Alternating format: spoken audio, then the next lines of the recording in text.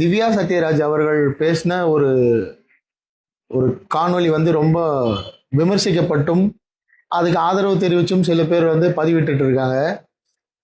அது நமக்கு பெருசா பிரச்சனையா தெரியல. ஏன்னா அவங்க பேசினா சில ஆயிரங்கள் அவ்வளோ பேர் தான் போய் சேரும்.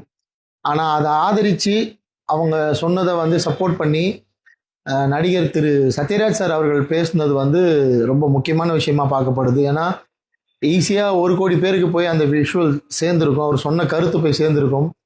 சார் நீங்கள் பெரியாரிஸ்ட்டுன்னு லாஸ்ட் ஜென்ரேஷனுக்கு தெரியும் சார், 90s கிட்ஸ்க்கெல்லாம் தெரியும். இப்போ இந்த ஜென்சி கிட்ஸ்க்கெல்லாம் நீங்கள் பெரியாரிஸ்ட் அப்படின்னு தெரியாது. அண்டு பெரியாரிசம் அந்த கொள்கை என்னன்றதெல்லாம் கூட அவங்களுக்கு தெரியாது. ஸோ நீங்கள் உங்கள் மகள் திவ்யா மேடம் சொன்னதாகட்டும், நீங்கள் சொன்னதாகட்டும், அது வந்து அந்த கருத்து தப்பு சார்.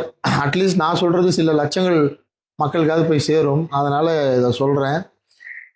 நீங்கள் 2 பேரும் சேர்ந்து சொன்னது என்னென்னா, லிவ் இன் ரிலேஷன்ஷிப் வாழ்கிறது தப்பில்லை, கல்யாணம் பண்ணிக்காமல், அதாவது தாலி கட்டாமல், மோதிரம் மாற்றாமல், நிக்கா அப்படின்ற முறையில் இல்லாமல், இந்த எந்த சடங்குகளும் இல்லாமல், ஃபேமிலி இல்லாமல், பெற்றோர்களோட சம்மதம் இல்லாமல் திருமணம் என்ற பந்தத்தில் வந்து நீங்கள் வாழ்கிறது தப்பில்லை. திருமணம்னு சொல்ல முடியாது, அதை பிடிச்சவங்க கூட சேர்ந்து வாழ்ந்துக்கலாம், எப்பெல்லாம் யார் யாரெல்லாம் பிடிக்குமோ அவங்க கூட சேர்ந்து வாழ்ந்துக்கலாம், அது தப்பில்லை அப்படின்னு ஒரு கருத்து.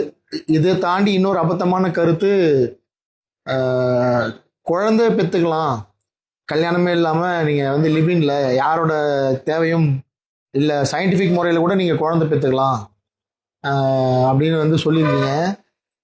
லீகலைஸ்டு முறைப்படி இல்லாமல் குழந்தை பெற்றுக்கிறதுக்கு உங்களை மாதிரி ஆட்களால் முடியும். ஏன்னா குறைஞ்சது பேங்க் பேலன்ஸாகவே உங்ககிட்ட மினிமம் பேங்க் பேலன்ஸாகவே ஒரு 25 crores இருக்கும், உங்களுக்கான சொத்து வளங்கள் இருக்கும், நிறைய இருக்கும். அதனால் ஒரு குழந்தையை பெற்று நீங்கள் யாரோட ஆதரவும் இல்லாமல், எந்த சப்போர்ட் இல்லாமல் ஒரு 3 மேடு 4 மேடு வச்சு நீங்கள் வளர்த்துருவீங்க குழந்தைய.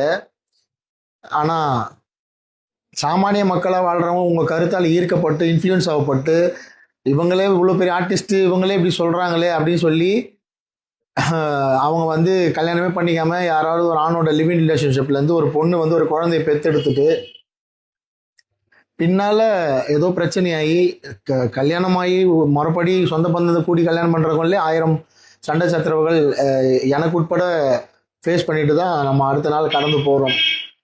அப்படி இருக்க சூழலில் நீங்கள் எந்த பாண்டிங்லே இல்லாமல், எந்த பந்தமும் இல்லாமல், வெறும் பிடிச்சிருக்குன்னு வாழ்ந்துட்டு நீங்கள் ஒரு புள்ள பெற்றுக்கிட்டு அவர் விட்டுட்டு போயிட்டாருன்னா அந்த குழந்தைய யார் பார்த்துக்கிறது? அந்த ஆண்மகன் கொண்டு போய் வச்சுப்பானா? இது வந்து சமுதாயத்தில் சாத்தியமா? பாதிக்கப்பட போகிறது யார்? அந்த பொண்ணு தான்.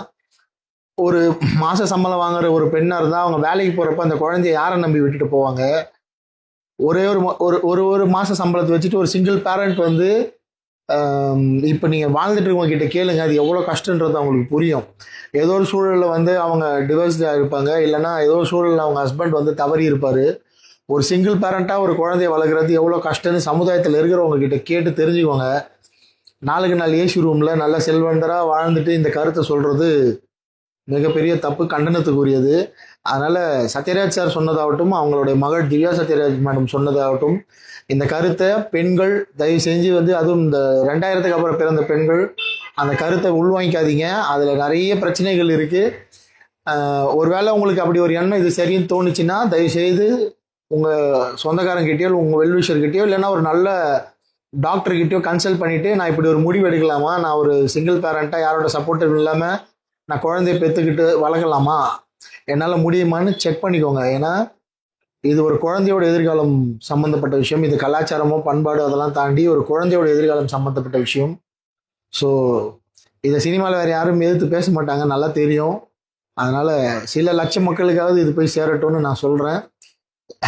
இந்த வார்த்தையால், இந்த விஷயத்தால், இந்த கான்டென்ட்டால் இந்த ஜென்சி கிட்ஸ் தயவுசெய்து இன்ஃப்ளூயன்ஸ் ஆகாதீங்க.